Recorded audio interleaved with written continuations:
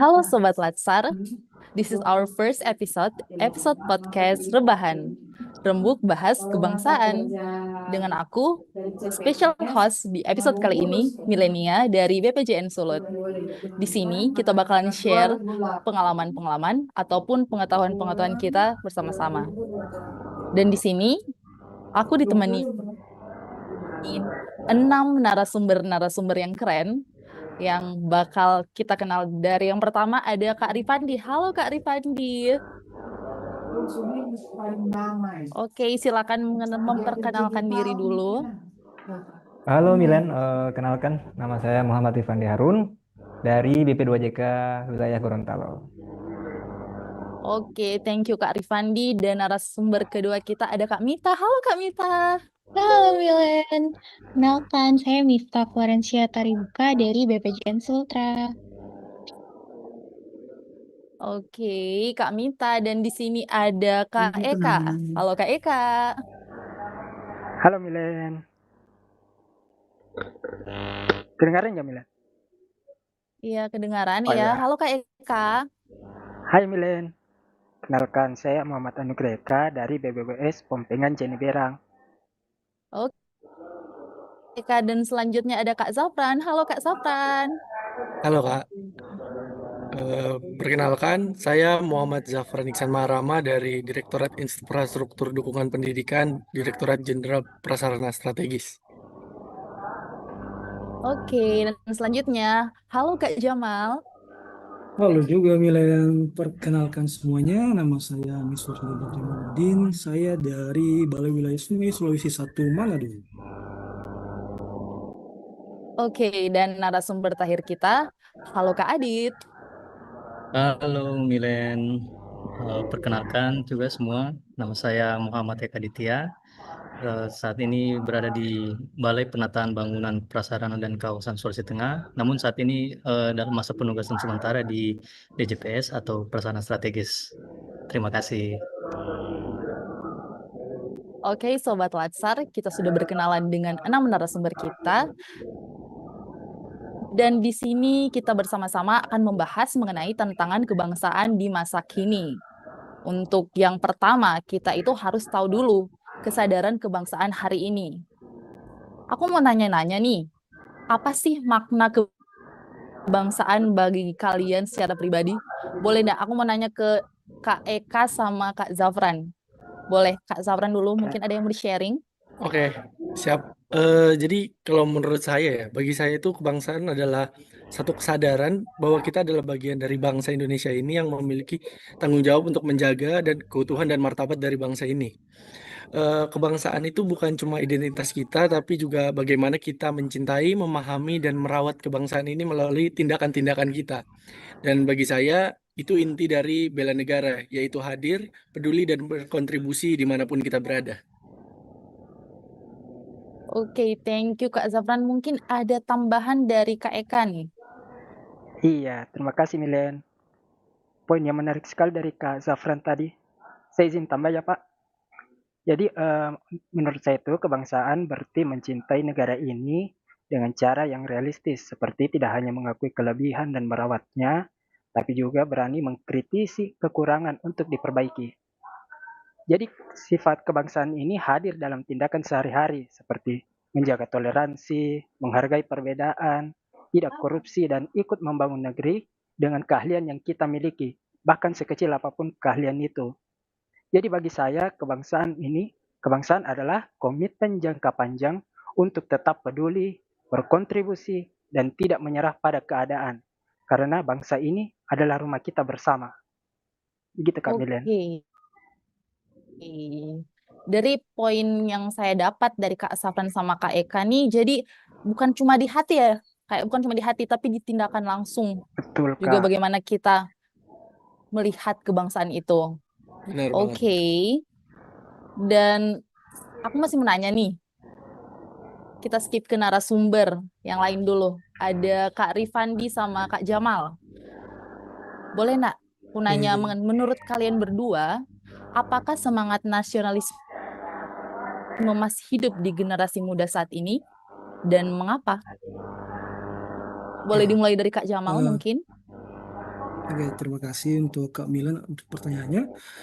Menurut saya, kalau misalnya kita bicara mengenai nasionalisme, kalau zaman dulu itu kan mungkin yang terbayang adalah upacara bendera, hormat pada lagu kebangsaan, atau hafalan Pancasila. Nah, tapi nasionalisme pada generasi sekarang itu menunjukkan semangat nasionalisme dengan cara yang berbeda. Anak-anak muda sekarang bangga pakai produk lokal, dukung UMKM, dan mempopulerkan budaya Indonesia lewat TikTok, Instagram, bahkan YouTube.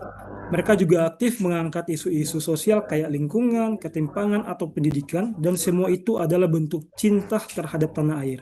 Jadi kalau misalnya ditanya, semangat nasionalisme mereka masih hidup atau tidak, jawabannya masih. Gimana? Mungkin Kak Ikal ada yang mau ditambahkan mungkin? Baik, terima kasih Milan sama Kak Jamal ya. Mungkin untuk jawaban saya sudah diambil semua ya sama Kak Jamal ya. Tapi kalau saya pribadi memang untuk generasi saat ini nasionalisme itu masih ada, tidak sebatas pada ritual-ritual harian atau mingguan atau bahkan tahunan yang hanya menyanyikan lagu Indonesia Raya dan lain sebagainya. Tapi kita melihat di fenomena saat ini bahwa anak muda sekarang semakin kritis, semakin tajam penalaran mereka tentang negara dan tidak ada rasa takut untuk menyampaikan pendapat. Ini membuktikan bahwa tidak hanya negara yang memberikan kebebasan berpendapat, tapi anak muda kita saat ini berani untuk tampil untuk memberikan pendapat mereka tanpa harus ada rasa takut, kekangan atau intervensi dari pihak lain. Seperti itu mungkin Milan ya. Oke, insight yang sangat baik yang saya dapat dari Kak Jamal sama Kak Rifandi. Kita next saja ke pertanyaan berikutnya. Pernahkah kalian merasa bahwa identitas kebangsaan kita mulai luntur? Terus dalam situasi seperti apa? Mungkin sekarang aku menanya ke Kak Miftah dan Kak Adit. Makasih Milen. Kalau menurut saya, identitas kebangsaan kita itu mulai meluntur saat misalnya yang lagi viral sekarang ada hoax politik dan isu SARA di media sosial. Jadi orang-orang itu saling membalas komentar jahat di kolom komentarnya, saling menyudutkan sama lain. Nah, ini bukan hanya masalah informasinya saja yang salah, tapi ini bisa jauh berdampak lebih lebar lagi ke yang lainnya. Misalnya satu berita palsu itu bisa menimbulkan kemarahan atau pertikaian, bisa tadi contohnya di kolom komentar, tapi bukan cuma sebatas di kolom komentar saja, itu bisa berlanjut perkelahian langsung di dunia nyata. Nah, kalau menurut saya disinilah titik-titik di mana kebangsaan kita itu bisa luntur. Karena menurut saya Indonesia itu perlu dibangun dengan semangat Bhinneka Tunggal Ika, di mana kita itu semua berbeda-beda tapi tetap satu. Tapi kalau misalnya seperti tadi itu terus terjadi dan tidak ada penengahan atau tidak ada perbaikan dari kesadaran dari diri kita masing-masing, rasa satu itu bisa hilang. Sekian menurut saya. Oke, thank you buat insight-nya Kak Miftah. Mungkin kita bisa ke Kak Adit. Oke, Milen, terima kasih. Ya, mungkin saya senada ya dengan pandangan dari Mbak Mita tadi. Ini suatu pembahasan yang menurut saya sangat menarik. Saat ini juga menurut saya memang banyak orang mulai merasa bahwa identitas kebangsaan kita itu mulai luntur. Ya, ini memang terjadi saat ini. Terutama ketika anak-anak muda itu biasanya lebih mengenal budaya. Mungkin apa yang lagi viral sekarang ini, mungkin K-pop ya. K-pop, terus anime, ada film-film Hollywood seperti itu. Kemudian mereka lebih mengenal itu dibanding lagu-lagu daerah atau tarian tradisional sendiri. Kemudian ada juga bahasa asing ya, biasanya terutamanya itu bahasa Inggris. Biasanya lebih sering digunakan dalam bermedia sosial daripada bahasa Indonesia yang baik dan benar. Mungkin biasanya juga pada saat berkumpul, mereka lebih fasih dalam menyanyikan lagu-lagu luar negeri daripada lagu kebangsaan sendiri. Mungkin lebih hafal lah untuk lagu-lagu di luar dari Indonesia daripada lagu dalam negeri sendiri. Terus mungkin seperti yang disebutkan juga dari Mbak Mita tadi, adanya masalah politik atau polarisasi politik itu dan konflik-konflik yang terjadi di medsos, media sosial. Ini bisa jadi menimbulkan perpecahan karena adanya perbedaan pilihan politik. Mungkin yang seperti tahun lalu mungkin yang sudah pernah kita lewati barusan, masalah pilpres dan lain-lain. Nah, ini kan bisa menimbulkan perpecahan karena ada perbedaan pilihan politik, sehingga itu adanya terjadi ujaran-ujaran kebencian, bahkan sampai hoax dan rasa intoleransi yang bisa menajamkan perbedaan itu bisa muncul di mana saja. Contohnya juga rasa loyal kita atau orang kepada salah satu tokoh atau partai yang bisa melebihi daripada ideologi Pancasila dan semangat dalam persatuan. Namun juga menurut saya identitas kebangsaan juga tidak akan hilang sepenuhnya jika kita itu sadar dan peduli. Jika kita masih punya rasa kesadaran dan peduli. Justru dengan kita menyadari gejala lunturnya identitas ini, kita bisa menumbuhkan kembali wawasan kebangsaan. Kita bisa juga menguatkan rasa cinta tanah air dan solidaritas antar sesama. Bahkan bisa mempraktekkan nilai Pancasila dalam kehidupan kita sehari-hari. Mungkin demikian. Nilai. Iya, setuju sekali sih Kak Adit. Kesadaran diri itu yang pertama itu dapat membuat kita lebih pintar lagi menyikapi perkembangan dan perubahan di zaman teknologi saat ini ya. Kita lanjut ke pertanyaan berikutnya. Dan pertanyaan berikutnya kita lanjut untuk Kak Safran. Apa sih tantangan kebangsaan yang paling kalian rasakan di saat ini di lingkungan Kak Safran sehari-hari?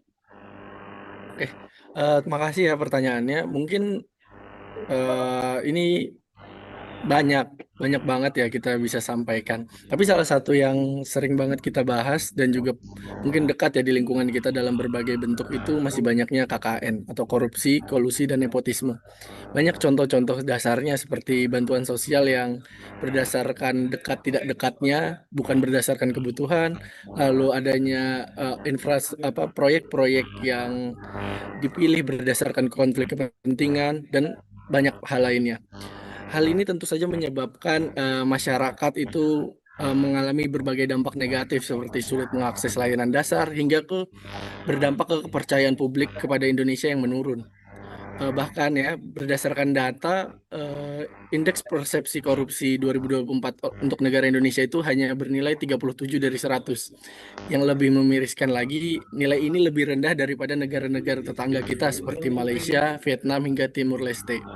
Ini menunjukkan bahwa korupsi masih menjadi sebuah masalah mendasar di negara ini dan menjadi tantangan yang serius. Pada akhirnya dari berbagai praktik-praktik tersebut bermuara pada satu hal, yaitu berakibat pada ketimpangan yang semakin melebar, baik dalam aspek sosial, ekonomi, maupun pendidikan, kesehatan, maupun kesempatan untuk hidup yang layak bagi masyarakat Indonesia.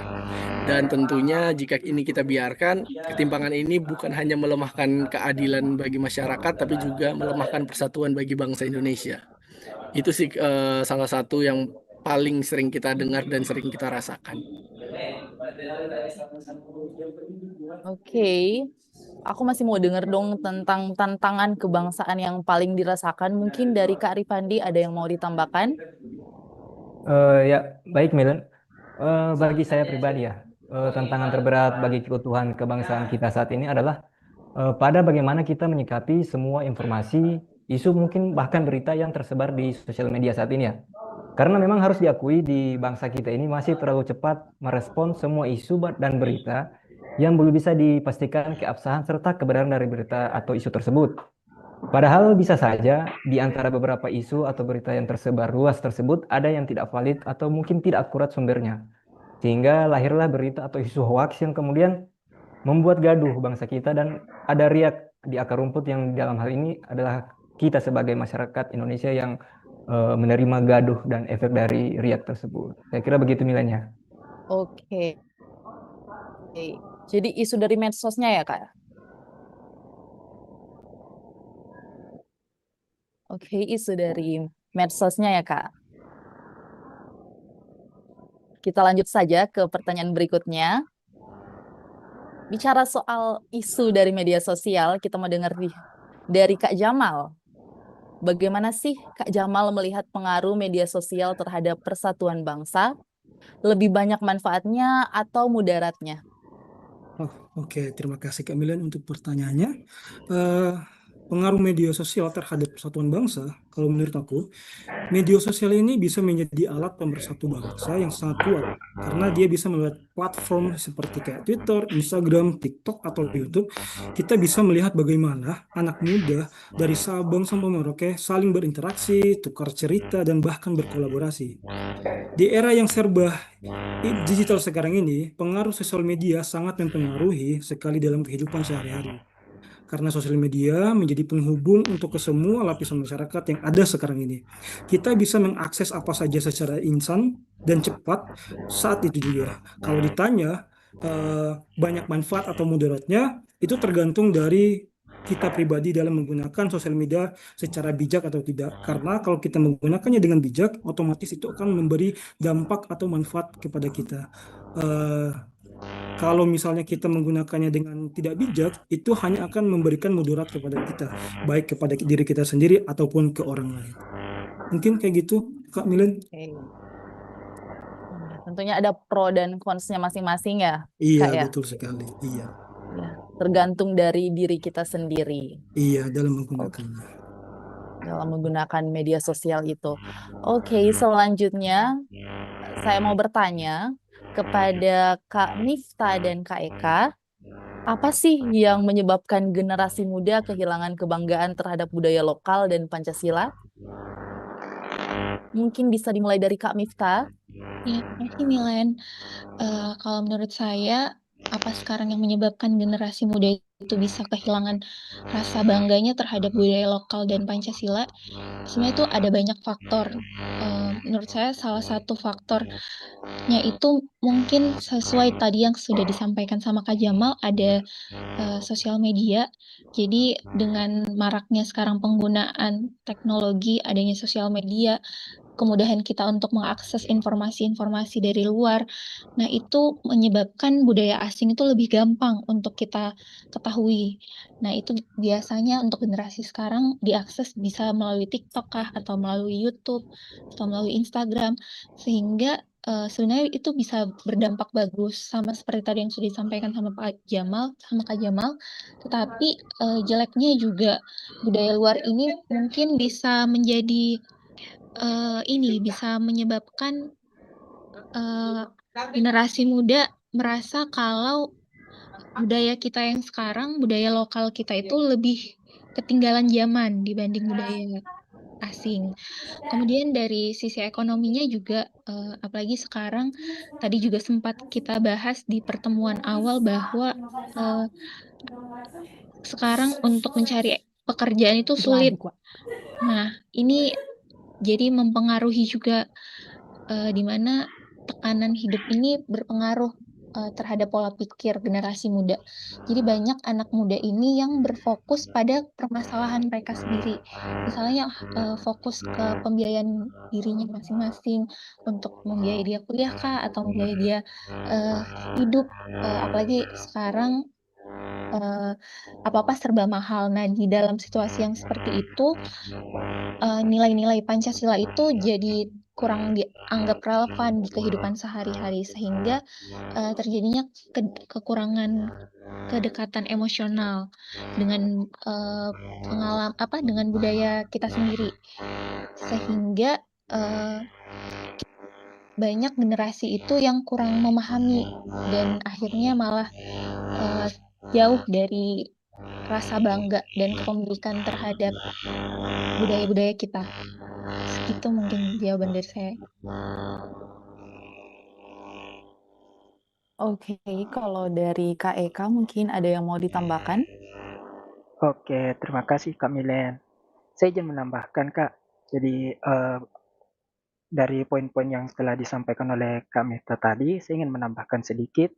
Jadi yang pertama itu adalah karena globalisasi dan media sosial yang saat ini sudah sangat mudah diakses dari manapun, sehingga memudahkan anak-anak muda saat ini akses untuk ke budaya luar, seperti musik, film, fashion, hingga gaya hidup dari luar negeri yang seringkali mereka anggap lebih keren dari budaya mereka sendiri. Sementara itu budaya lokal mereka anggap kuno, ketinggalan zaman kah, atau kadang kurang menarik untuk dikemas dengan cara yang modern. Nah, yang kedua itu saat ini pendidikan kebangsaan dan budaya terkadang seringkali hanya bersifat hafalan dan kurang menyentuh sisi emosional atau pengalaman nyata siswa. Jadi akibatnya itu generasi muda tidak merasa terhubung secara pribadi dengan Pancasila atau budaya lokal mereka. Jadi mereka hanya mengetahui tapi tidak merasa memiliki. Begitu, Kak.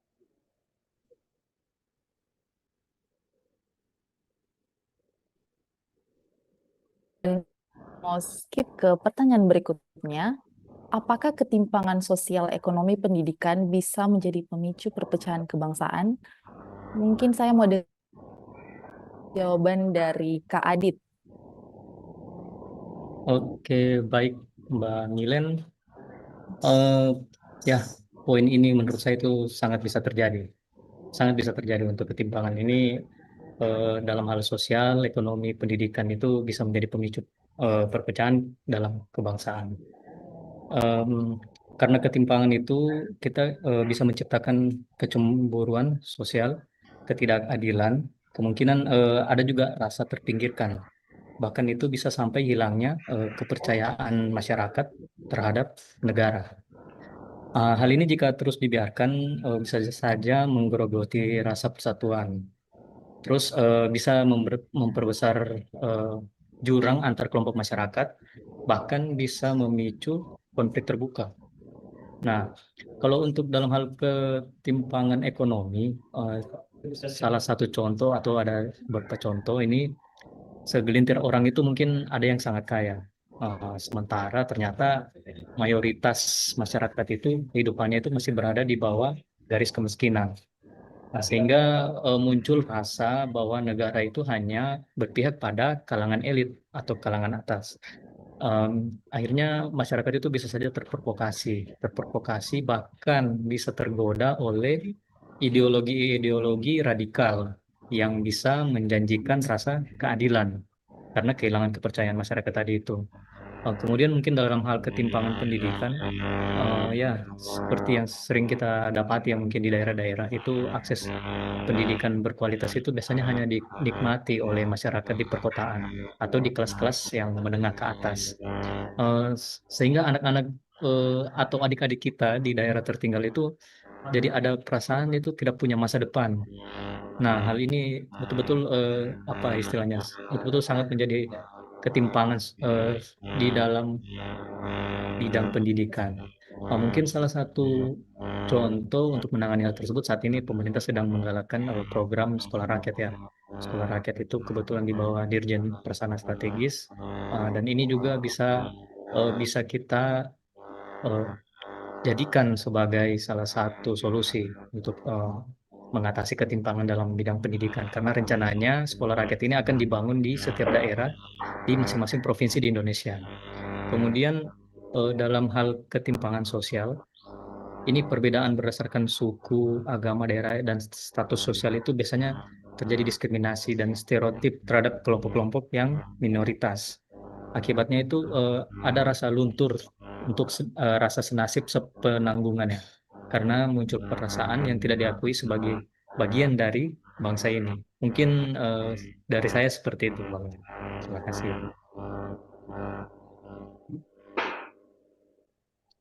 Oke, terima kasih Kak Adit. Dan tadi kita semua telah sharing-sharing mengenai konflik, isu-isunya. Dan kayaknya saatnya kita harus bahas mengenai peran dan solusi untuk hal ini. Yang pertama saya mau nanya ke Kak Adit lagi dan Kak Jamal. Menurut kalian, peran siapa yang paling penting dalam menjaga semangat kebangsaan? Apakah peran pemerintah, pendidikan, media, atau masyarakat? Mungkin dari Kak Adit dan Kak Jamal nih. Siapa yang mau duluan? Mungkin Mas Jamal ya. Mas Jamal silakan Mas Jamal. Oke, silakan. Kalau menurut kalau menurut saya nih ya, Pertanyaan ini sangat penting dan strategis. Jawaban yang tepat itu bukan hanya soal siapa yang paling penting, tapi bagaimana setiap elemen ini memainkan peran yang saling melengkapi. Namun, jika harus menentukan satu faktor yang paling krusial, maka pendidikan adalah memegang paling fundamental dan jangka panjang dan menjaga semangat kebangsaan. Kenapa? Karena pendidikan adalah fondasi utama dan menjaga manfaat kebangsaan karena berperan membentuk generasi muda sejak dini. Pendidikan itu melalui pendidikan formal maupun pendidikan non formal. Nilai-nilai seperti cinta tanah air, toleransi, dan tanggung jawab dapat ditanamkan secara sistematis. Semangat kebangsaan tidak muncul secara otomatis, tetapi dibentuk melalui proses belajar yang berkelanjutan. Pemerintah berperan penting sebagai penyusun kebijakan, termasuk kurikulum, regulasi media, dan program persatuan. Namun, peran ini harus dijalankan dengan konsisten dan bebas dari kepentingan politik. Media juga memiliki pengaruh besar, bisa memperkuat semangat kebangsaan lewat informasi yang membangun, tapi juga memecah jika menyebar hoaks atau narasi kebencian. Sementara itu, masyarakat adalah wujud nyata dari kebangsaan itu sendiri. Namun tanpa pendidikan dan informasi yang benar, masyarakat bisa mudah terpecah belah. Jadi meskipun semua pihak penting, pendidikan tetap menjadi kunci utama dalam menjaga semangat kebangsaan. Itu dari pandangan saya. Gimana dari Kak Adit? Mungkin ada? Oke, baik, terima kasih. Dari Mas Jamal ini secara garis besar dan esensinya ini memang benar, sangat benar sekali, dan ini sangat penting. Saya juga senada dengan Mas Jamal ya untuk hal ini. Dan memang untuk jawabannya itu bisa bervariasi tergantung dari sudut pandang masing-masing orang. Tapi jika ditinjau secara menyeluruh dan strategis, pandangan itu menurut saya bisa jadi peran penting dari pemerintah kan tadi sebagai penentu arah kebijakan ya Mas Jamal ya.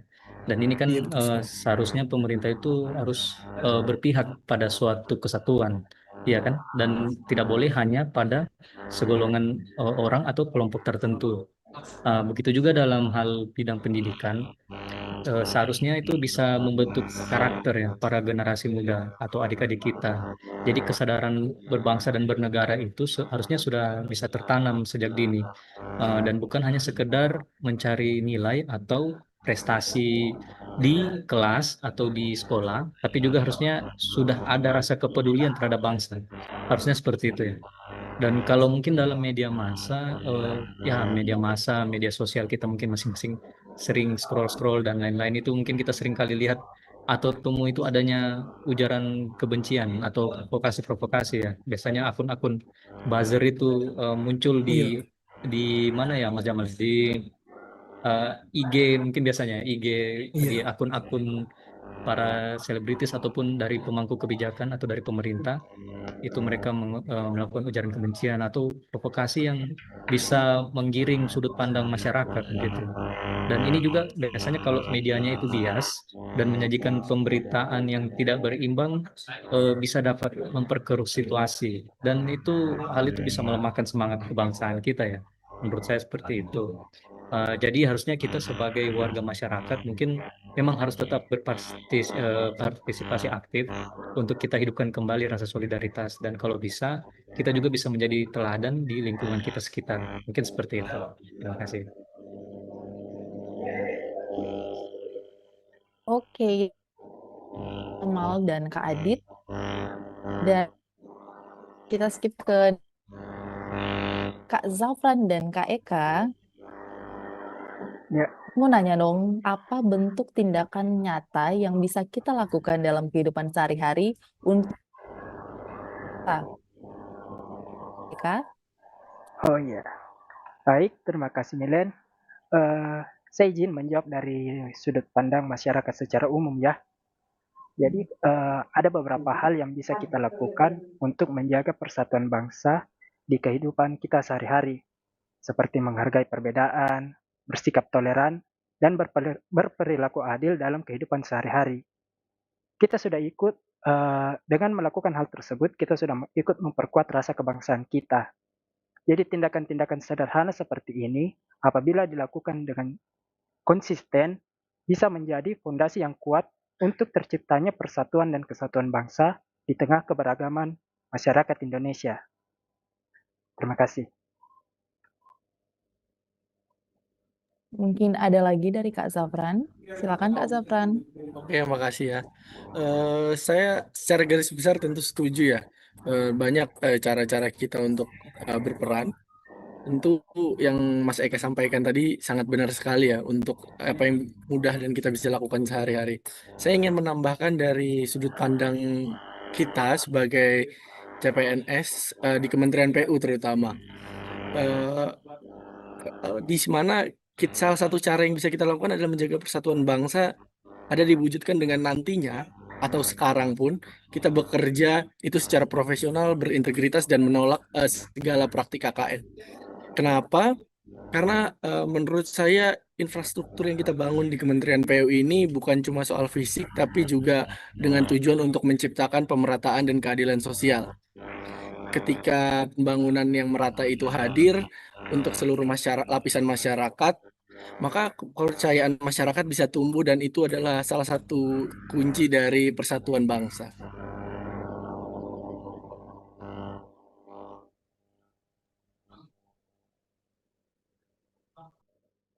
Oke, thank you untuk Kak Eka dan Kak Zafran.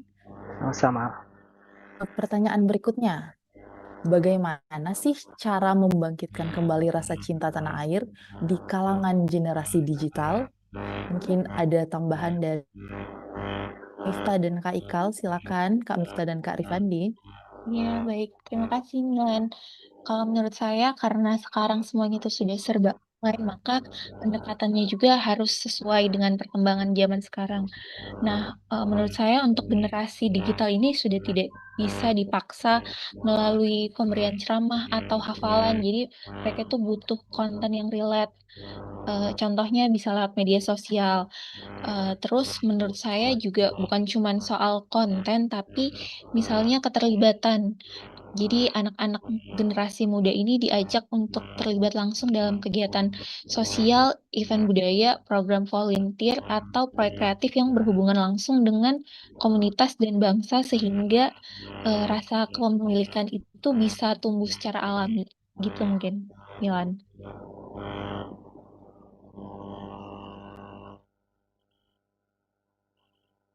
Kalau dari Kak Rifandi, mungkin ada yang mau ditambahkan? Ya, Milan. Kalau dari saya pribadi ya, saya kira anak muda saat ini tuh kehilangan tokoh ya atau sosok yang bisa dijadikan panutan sebagai contoh yang konkret di bangsa ini bahwa ada warga negara yang cinta pada tanah airnya seperti itu. Kemudian saya memiliki mimpi ataupun mungkin harapan bahwa kita nanti memiliki ikon cinta tanah air yang kemudian harapannya bisa menginfluence anak muda saat ini agar semakin besar rasa cintanya kepada tanah air. Dan bagi saya pribadi, menumbuhkan rasa cinta tanah air itu bukan hanya tugas negara ya ataupun pemerintah, tapi juga kita sebagai masyarakat, sebagai satu kesatuan bangsa, juga harus turut hadir dalam memberikan stimulan ataupun rangsangan kepada sekitar agar bisa semakin menumbuhkan rasa cinta tanah air tersebut, tidak hanya kepada anak muda, tapi seluruh elemen masyarakat Indonesia. Mungkin seperti itu Mbak Milan ya. Oke, Kak Rifandi, mimpi yang sangat mulia ya, Kak. Saya pun mendukung mimpi kakak itu. Oke, dan terima kasih untuk narasumber-narasumber yang telah sharing pengetahuan mengenai isu-isu, peran maupun solusi untuk masalah kali ini. Ini terakhir nih kakak-kakak nih. Kakak semuanya ya. Siap, siap. Oke, apa sih pesan kebangsaan yang ingin kalian sampaikan kepada pendengar di luar sana, untuk sobat-sobat Latsar di luar sana? Apa harapan kalian untuk Indonesia 10 tahun ke depan, terutama dalam hal persatuan dan kesatuan bangsa? Aku mendengar nih semuanya. Siapa yang mau duluan? Mungkin? Saya aja dulu ya, Pak ya, boleh ya. Oh, sip. Kak Zafran, silakan. Terima kasih. Sebenarnya terima kasih ya udah diberi kesempatan memberikan pesan dan harapan, menyampaikan pesan dan harapan ini. Kalau pesan saya sih, menurut saya jangan pernah kita lelah untuk mencintai Indonesia, meski kita semua tahu saat ini kita belum sempurna sebagai sebuah bangsa dan sebuah negara. persatuan dan kebangsaan kita itu bukan sesuatu yang diwariskan begitu saja, tapi adalah nilai yang harus kita rawat dan kita jaga dan perjuangkan tentunya lewat sikap, pilihan, dan juga tindakan nyata kita sehari-hari. Kalau untuk harapan, saya berharap 10 tahun ke depan Indonesia menjadi bangsa yang lebih adil, berintegritas, dan sungguh-sungguh hadir bagi seluruh rakyatnya, tentunya tanpa terkecuali. Itu harapan saya. Mantap, mantap. Amin. Amin. Oke, untuk selanjutnya Aku aja deh Kak mungkin Milen. Kak Eka. Ya. Oke, silakan. Saya izin ya teman-teman. Jadi saya berharap itu ke depannya Indonesia itu bisa menjadi bangsa yang semakin kuat dalam persatuan, di mana perbedaan suku, agama, dan budaya bukan lagi menjadi pemisah, melainkan kekuatan yang memperkaya identitas nasional kita. Saya berharap semoga nilai-nilai Pancasila tidak hanya diajarkan, tapi benar-benar dihayati dan diterapkan dalam kehidupan sehari-hari. Sehingga Indonesia bisa menjadi negara yang damai, adil, dan berdaya saing di mata dunia. Terima kasih Kak Milen. Amin. Oke, next. Saya Kamilen. Ya, Kak Mita. Ya, menurut saya itu cinta Indonesia itu nggak perlu untuk jadi orang penting atau dimulai dari hal besar. Itu bisa dari hal-hal kecil, contohnya saling menghargai perbedaan, terus jaga kerukunan. Dan harapan saya untuk 10 tahun ke depan Indonesia itu bukan cuma maju dari sisi teknologi dan ekonominya, tapi juga kuat secara karakter dan jati dirinya sebagai bangsa. Karena menurut saya di tengah dunia yang terus berubah ini, yang dinamis ini, cuma persatuan yang bisa bikin kita tetap kuat dan berdiri sama-sama sebagai satu bangsa. Gitu Kak Milen. Oke, terima kasih Kak Miftah. Dan untuk selanjutnya, mungkin dari Kak Rifandi. Oke, izin ya Milan ya. Kalau saya tidak usah yang terlalu berat-berat, tidak usah muluk-muluk ya. Kalau bagi saya pribadi, cinta tanah air itu tidak harus tentang siap mati untuk negara atau lain sebagainya, atau tampil berpidato layaknya Bung Tomo di halayak ramai. Kalau bagi saya cukup mulai dulu dari diri kita sendiri, mulai dari hal-hal yang kecil seperti jadi pribadi yang jujur sebagai ASN, peduli terhadap sekitar dan tidak tak acuh terhadap permasalahan bangsa. Karena sebagai ASN kita mungkin tidak bisa mengubah segalanya ya Milan ya, ataupun bisa Betul sekali. mengubahnya sekaligus, tapi kita bisa mulai dari diri kita dulu sendiri. Kemudian karena Indonesia ini adalah kita anggap rumah ya, kita bersama. Jadi mari kita jaga, mari kita rawat, dan mari kita banggakan. Mungkin seperti itu. Iya, betul sekali Kak Rifandi. Dan yang terakhir kita mau dengar pesan dari Kak Jamal. Silakan Kak Jamal. Oke, terima kasih Kak Milan untuk kesempatannya. Kalau pesan kebangsaan dari saya itu saya ingin menyampaikan kepada seluruh pendengar podcast yang mendengar podcast kita ini. Saya ingin menyampaikan bahwa Indonesia itu adalah rumah bersama yang dibangun atas fondasi keberagaman dan persatuan, sehingga perbedaan suku itu agama, ras, dan budaya seharusnya menjadi kekuatan, bukan sumber perpecahan. Dan harapan saya untuk 10 tahun ke depan, itu Indonesia menjadi bangsa yang lebih dewasa dalam berdemokrasi, adil dalam pembangunan, dan kokoh dalam persatuannya, di mana masyarakatnya semakin cerdas, di mana aktif menjaga nilai-nilai kebangsaan, karena saya tuh pribadi ingin melihat generasi muda tampil sebagai motor perubahan untuk menjunjung tinggi Pancasila serta menolak segala bentuk intoleransi dan politik identitas yang memecah belah bangsa. Indonesia yang bersatu bukan hanya cita-cita, tetapi sebuah komitmen yang harus terus dijaga oleh seluruh anak bangsa dengan semangat gotong royong dan cinta tanah air yang tulus. Oke, thank you Kak Jamal dan thank you untuk ke-6 narasumber kita ya di hari ini. Oke, sekarang kita akan mau tutup podcast kita di episode kali ini. Terima kasih sudah mendengarkan dan dadah.